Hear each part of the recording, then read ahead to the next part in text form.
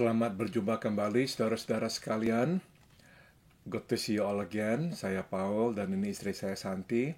Kami ingin menyanyi beberapa lagu dan mengajak saudara untuk bernyanyi bersama dengan kami. I am Paul and this is my wife Santi. We would like to sing several songs and we would like to invite you to sing along with us. Dan juga nanti kita akan mendengarkan firman Tuhan. Semoga kita semua menerima berkat dari Tuhan. And later, we will also hear from the word of the Lord, and I pray may He bless us through His word. Karena ini adalah bulan Natal, kami akan menyanyikan lagu Hai Mari Berhimpun, because this is the month of December, the Christmas month. We will sing a Christmas song, O Come All Ye Faithful. Hai mari berhimpun dan bersukaria, hai mari semua ke Betlehem.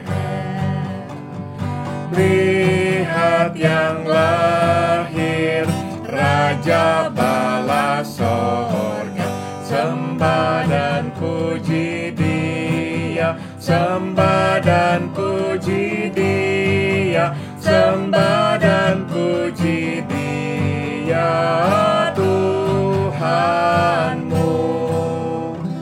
Hai para malaikat, angkatlah suaramu, dan bala sorga pun bernyanyilah. Muliakan Allah Bapa dalam sorga, sembah dan puji Dia, sembah dan puji Dia, sembah dan puji Dia, Tuhanmu. Ya Tuhan yang lahir pada hari ini, ya Yesus, terpujilah namamu. Firman menjelma menjadi manusia, sembah dan puji Dia, sembah dan puji Dia, sembah dan puji Dia, Tuhanmu. Oh come all ye faithful, joyful and triumphant. Oh come ye to Bethlehem. Come and behold Him, born the King of angels. Oh come let us adore Him, oh come let us adore Him, oh come let us adore Him, Christ the Lord. Sing choirs of angels, sing in exaltation. Oh sing all ye bright hosts of heaven above.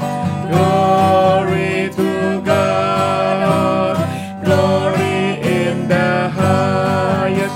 Oh come let us adore Him, oh come let us adore Him, oh come let us adore Him, Christ the Lord.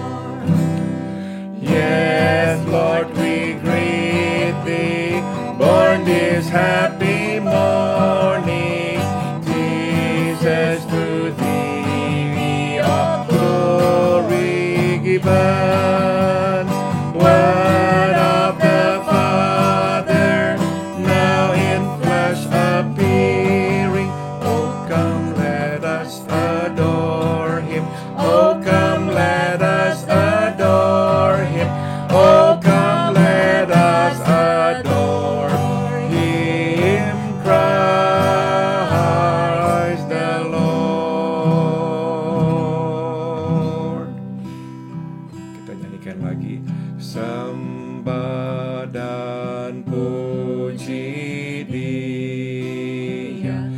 sembah dan puji Dia, sembah dan puji Dia, Tuhanmu.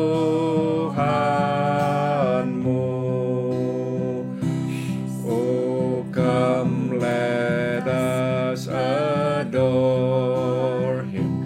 Oh, come, let us adore Him. Oh, come, let us adore Him, Christ the Lord.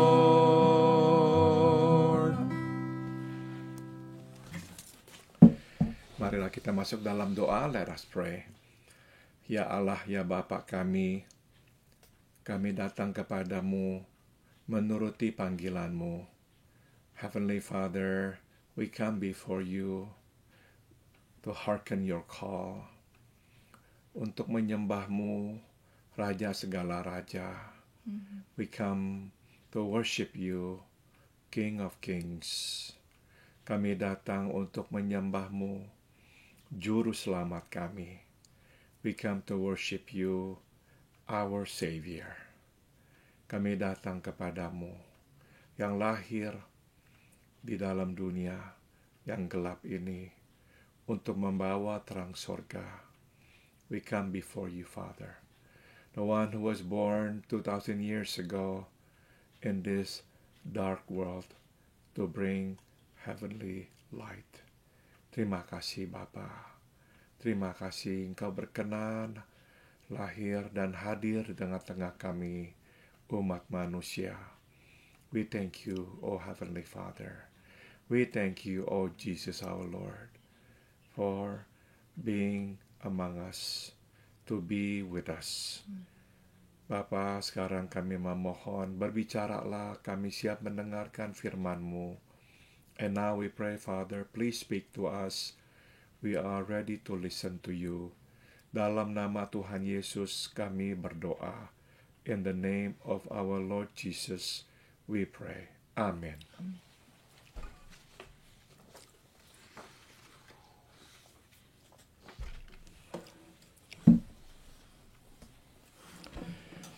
Saudara, firman Tuhan hari ini saya bacakan dari kitab Ruth, pasal 4. I'm going to read from the book of Ruth, chapter 4. Di dalam perjanjian lama, kitab Ruth, pasal 4. In the Old Testament, the book of Ruth, chapter 4. Saya akan membaca dari ayat 13 hingga ayat 17. And I'm going to read from verse 13 to verse 17. First, I will read in English. So Boaz took Ruth, and she became his wife. When he made love to her, the Lord enabled her to conceive, and she gave birth to a son. The women said to Naomi, "Praise be to the Lord, who this day has not left you without a family guardian. May he become famous throughout Israel. He will renew your life and sustain you in your old age. For your daughter-in-law, who loves you and who is better to you than 7 sons, has given him birth." Then Naomi took the child in her arms and cared for him. The women living there said, "Naomi has a son," and they named him Obed, and he was the father of Jesse, the father of David.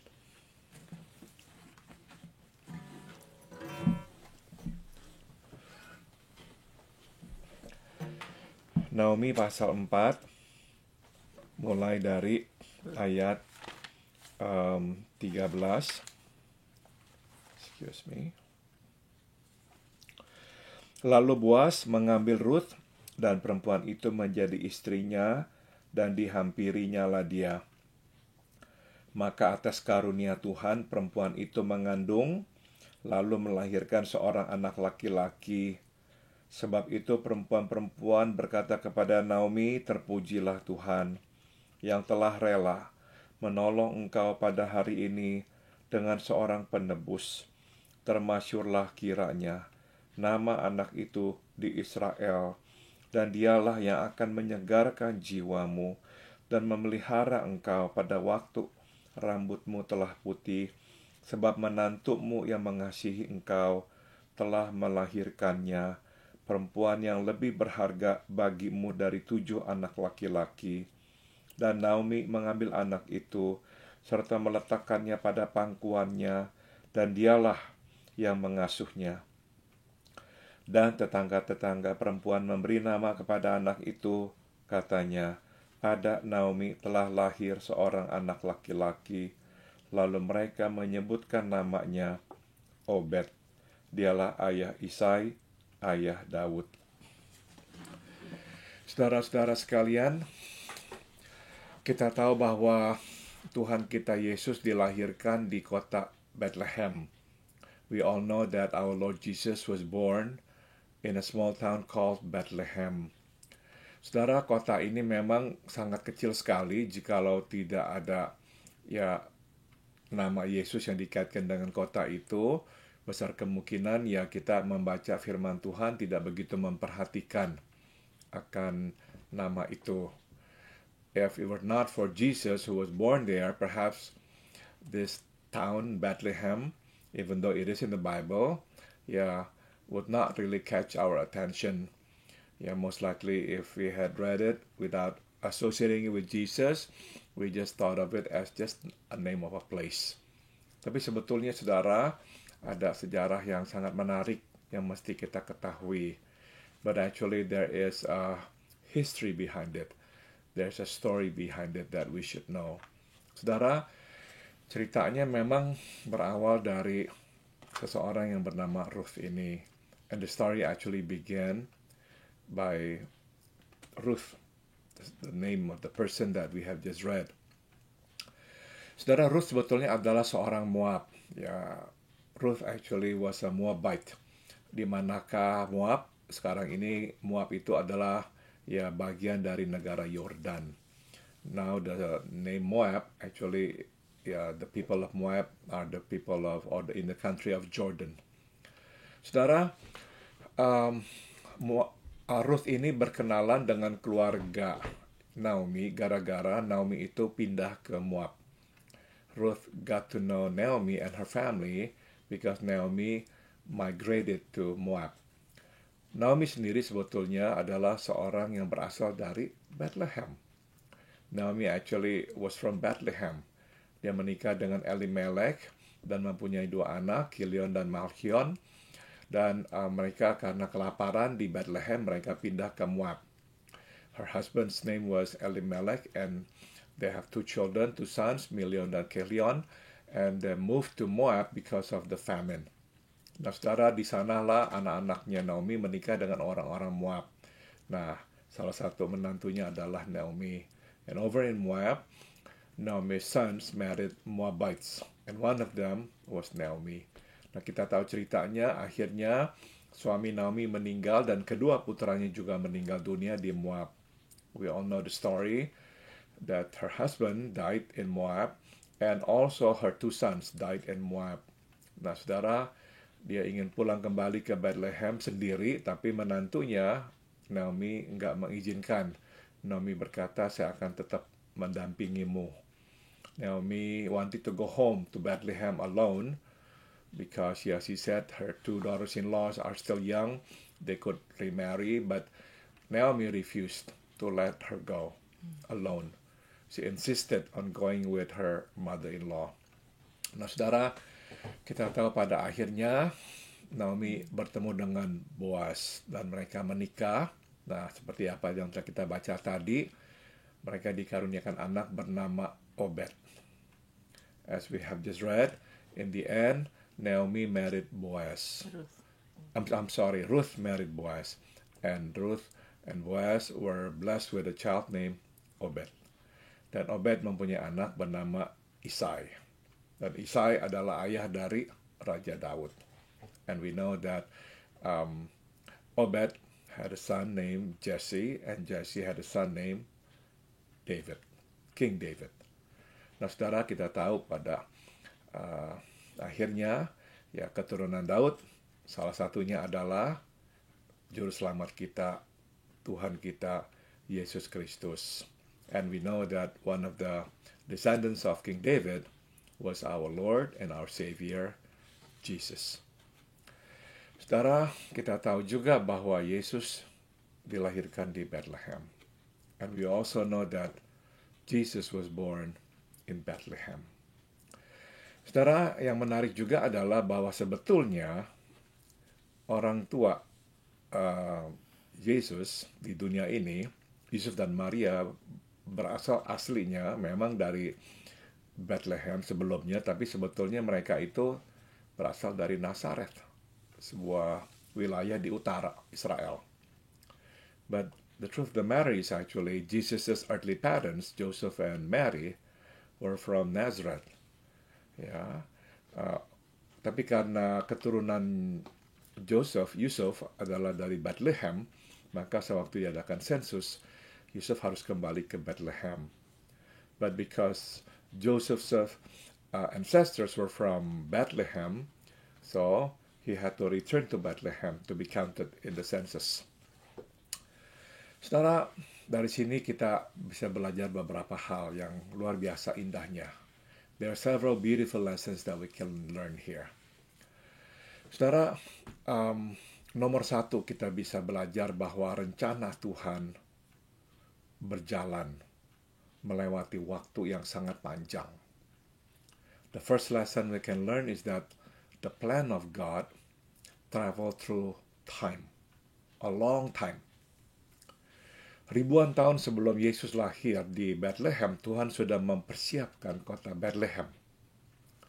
So you see, over 1,000 years before Jesus was born, God the Father had prepared the city of Bethlehem. Karena Yesus harus lahir dari keturunan Daud, saudara, maka Daud itu memang harus tinggal di Bethlehem. Nah, saudara, jadi kita tahu bahwa because Jesus had to be born from the lineage of David and had to be born in Bethlehem, David had to be born in Bethlehem too. Nah, saudara, jadi kita melihat Tuhan sudah mempersiapkan kelahiran putranya jauh hari sebelumnya, melewati waktu yang panjang sekali. So now we learn that God had prepared the birth of His Son through a long period of time. Jadi saudara, kita mau di sini ya belajar bersabar. Bahwa Tuhan bekerja melewati waktu yang kadang pendek tapi kadang panjang. So we want to learn this lesson for us. When God works, sometimes He works fast, but sometimes He works long, through a long period of time. Dan bahkan, saudara, besar kemungkinan kita tidak melihat keseluruhan rencana Tuhan, bahkan sampai kita mati. And we may not even be able to see the fullness of the realization of God's plan until we die.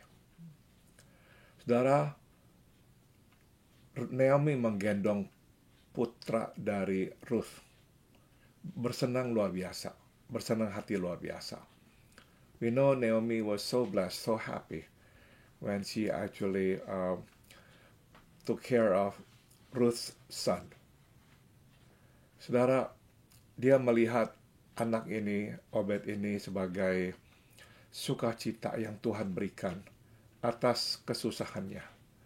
You see, Naomi saw Obed as like God's way of comforting her. Karena hidupnya begitu susah, maka sekarang Tuhan memberikan anak, bukan anaknya sebetulnya, bukan cucunya sebetulnya, tapi ya karena Ruth seperti anaknya, dia menganggap ini seperti cucunya. Even though Obed was not actually her grandson, but because Ruth was like her daughter to her, so she actually looked at Obed as her own grandson. Saudara, tapi sebetulnya rencana Tuhan melebihi dari sekadar menghibur hati Naomi. But now we know that the plan of God encompasses more than just comforting Naomi. Jadi saudara, sewaktu kita ini berdoa meminta sesuatu kepada Tuhan, kita mesti belajar bersabar Karena memang kadang Tuhan bekerja cepat, tapi kadang lambat. So when we pray and ask God for something, we must be patient. Sometimes God works fast, but sometimes He works slow. Dia mempunyai waktunya. He has His time. Saudara, pelajaran yang kedua juga adalah yang bisa kita lihat Tuhan bekerja melewati situasi demi situasi di dalam hidup ini. The second thing we can learn is that God works through a variety of situations.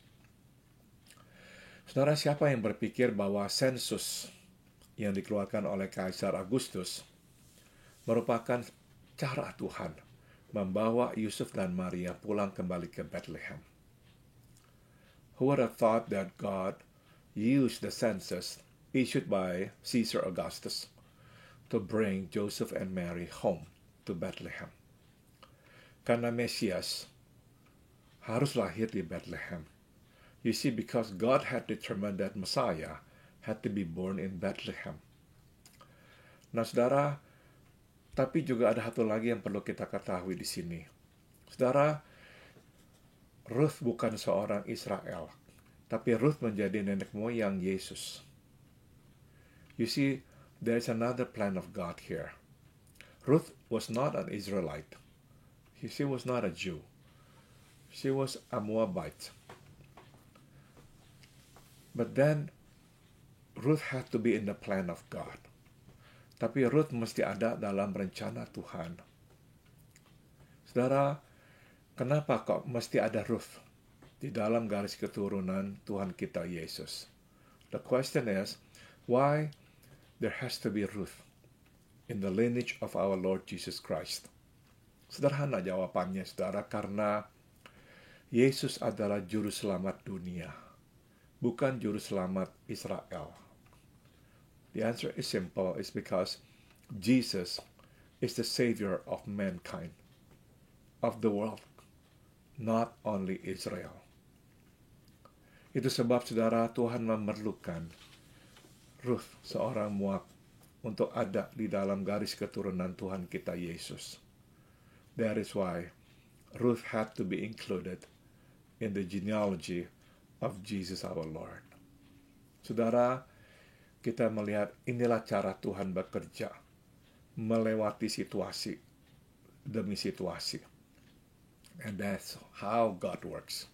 He works through situation. Saudara, yang menariknya adalah di dalam kisah Ruth ini dan Naomi, situasi itu tidak menyenangkan. What's interesting is that all the situations in the story of Ruth and Naomi were not good situations, at least to us humans. Kelaparan di Bethlehem, jadi mereka harus pindah ke Moab. First, there was famine in Bethlehem that necessitated Naomi and her family to move to Moab. Kemudian kematian suami dan anak-anaknya. Secondly, the death of her husband and her sons. Sehingga akhirnya pulanglah kembali Naomi ke Bethlehem. And because she lost her sons and her husband, she went back to Bethlehem. And because of it, Ruth followed along. Maria dan Yusuf, saudara, harus pergi meninggalkan Nazaret, kembali ke ke Bethlehem. Perjalanan yang makan waktu sekitar 1 minggu. Lewat jalan kaki dan mungkin keledai. Jesus was born in Bethlehem, and Mary and Joseph had to travel, at least for about a week, from Nazareth to Bethlehem, by foot or maybe by a donkey. And Mary was 9 months pregnant at the time. Situasi yang tidak menyenangkan sama sekali, saudara-saudara. Nah, saudara, jadi kita lihat Tuhan bekerja lewat situasi, tapi tidak jarang lewat situasi yang tidak menyenangkan. God works through situations that we face And sometimes, or perhaps oftentimes, he works through difficult, unpleasant situations. Jadi saudara, kita mau belajar ini pelajaran yang penting, yaitu we want to learn this important lesson, yaitu di dalam peristiwa atau situasi yang tidak menyenangkan, seringkali ada rencana Tuhan. And the lesson is this: oftentimes in the unpleasant situations, there are plans, good plans of God. Di dalam situasi yang tidak menyenangkan, ada rencana Tuhan yang baik. In the unpleasant situations that we face, there are good plans of God. Itulah yang terjadi, saudara. Ketiga dan terakhir, the third lesson that we can learn is this. Saudara, Tuhan memakai satu orang untuk membuat perubahan atau perbedaan yang besar. God uses one person to make a big difference. Saudara, Tuhan memakai Ruth membuat perbedaan yang begitu besar. God used Ruth to make a big difference. Tuhan memakai Maria dan Yusuf membuat perbedaan yang begitu besar. And God used Mary and Joseph to make a big difference. Saudara, kadang kita berpikir, ya mesti orang besar lah yang akan membuat perubahan yang besar. Sometimes we think, well, it takes a great man to make a great change. Tidak, saudara. Di tangan Tuhan, kecil atau besar, sama. You see, in the hands of God, small or big are just the same. Tuhan bisa memakai yang kecil, membuat perubahan atau perbedaan yang besar. And God can use something that is small to make a big difference or a big change. Saudara, kemarin atau mungkin tadi ya, Santi ini memberitahukan saya bahwa sepupu kami mengirimkan foto kuburan dari kakek saya. This morning Santi showed me a picture sent by my cousin, a picture of the tombstone of my grandfather. Saudara, saya memanggil kakek saya itu Akung. Ya, I call him Akung. Saudara, saya pernah memang berbicara tentang kakek saya ini. I remember I once talked about him. Dia adalah seorang yang sangat berprinsip dan beriman. I remember talking about my grandfather. I think I did mention that my grandfather was a man of principle and a man of faith. Dia berprinsip dan dia akan berdiri teguh di atas prinsipnya. He was a man of principle, and because of his principle, he would actually stand his ground. Saudara, yang menarik juga adalah di dalam keluarga besar papa saya, hanya dia yang nama marganya bukan Gunadi. You know what's interesting about him was that in my dad's family, the Gunadi's family, he's the only one whose last name is not Gunadi. Saya masih ingat waktu itu masih kecil, saudara. Waktu itu tuh kami diharuskan untuk mengubah nama. Nah, I still remember at the time I was still small, and we were required to change our names. Dan saya masih ingat pembicaraan tentang nama marga yang mau dipilih. Yeah, I remember the conversation among my dad and his siblings about the name to be chosen as our last name. Nah, saya masih ingat sekali, saudara, akung saya, kakek saya berkata, saya akan memilih nama Ibrahim. I still remember, he said he wants to choose the name Ibrahim as his last name. Semua memakai nama Gunadi. Everybody used Gunadi, all the children, except the father. He said no, Ibrahim. Saudara, dia menyukai Abraham. Dia sangat-sangat mengagumi Abraham. Itu sebab dia memilih nama Ibrahim atau Abraham. You see, he had a lot of respect for Abraham in the Bible, so he chose that name as his last name. Dan dia tidak peduli, saudara, anak-anaknya memakai nama Gunadi. And he couldn't care less that all his sons and his children chose the name Gunadi. He couldn't care less. Saudara, sekarang saya mengerti mengapa dia memilih nama Ibrahim dan kenapa kok memang Tuhan memang mau dia memakai nama Ibrahim. Now in retrospect, I understand why he chose that name and why God wanted him to have that name. Yohan Ibrahim. Saudara, karena memang dia menjadi Ibrahim bagi kami semua, para anak-anak dan cucu dan bahkan buyut-buyutnya. Because he is truly an Abraham for us, his children, his grandchildren, and maybe his great-great-grandchildren. Dia menjadi bapa orang beriman. He became our father of faith di dalam keluarga besar kami. Saudara, satu orang membuat perbedaan yang besar. One man made a big difference. Gara-gara dia beriman, teguh beriman. Gara-gara dia berprinsip, kami semua para keturunannya menerima berkat darinya dan melaluinya. Because he was a man of principle and he was a man of faith, we, his children, grandchildren, and maybe great-grandchildren, receive blessings from him and through him. Kita tidak bisa mengerti apa yang Tuhan lakukan lewat hidup kita. Tapi saudara, kita mesti percaya, tidak ada hidup yang tidak penting bagi Tuhan. We may not understand what God is doing through us, through our lives. But we must remember that there is no unimportant life to God. Every life is important. Dan akan ada yang Tuhan lakukan lewat satu orang untuk membuat perbedaan di dalam hidup orang lain.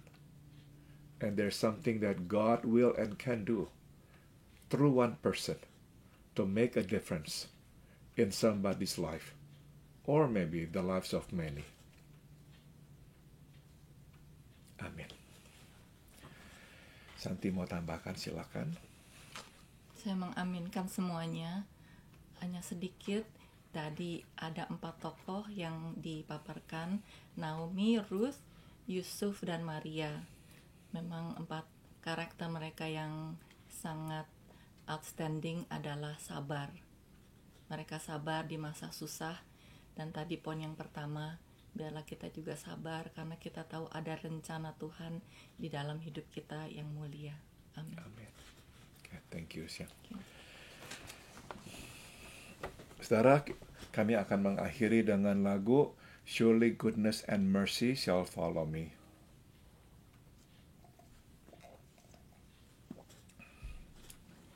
We will conclude by singing this song, Surely Goodness and Mercy, dari Mazmur pasal 23. This is taken from Psalm chapter 23. A pilgrim was I and a wandering.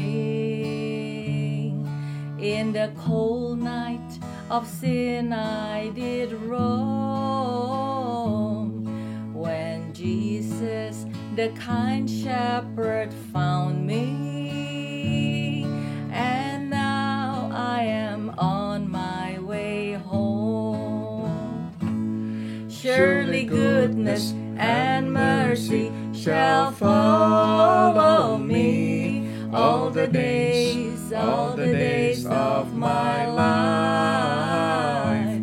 Surely goodness and mercy shall follow me all the days of my life. He restored my soul when I'm weary. He giveth me strength day by day. He leads me beside the still waters. He guards me each step of the way. Surely goodness and mercy shall follow me all the days of my life. Surely goodness and mercy shall follow me all the days of my life. When I walk through the dark, lonesome valley, my Savior will walk with me there, and safely His great hand will lead me to the mansions He's gone to prepare. Surely goodness and mercy shall follow me all the days of my life. Surely goodness and mercy shall follow me all the days of my life. And I shall dwell in the house of the Lord forever, and I shall feast at the table spread for me. Surely goodness and mercy shall follow me all the days of my life. All the days of my life. Santi akan mengakhiri dengan doa. Santi will conclude with prayer. We thank you, Lord, for helping us understand that your plan could be very long and could be very difficult. But Lord, if it is your plan, it must be a good plan. Give us the patience and give us the love to continue living for you. Surely goodness and mercy will follow us, no matter what, Lord. This is your promise, and we take it. Thank you, Lord Jesus. In your precious name we pray and give thanks. Amen. Amin. Terima kasih saudara-saudara. Thank you for being with us. Biarlah Tuhan memberkati kita semua. May God bless us all.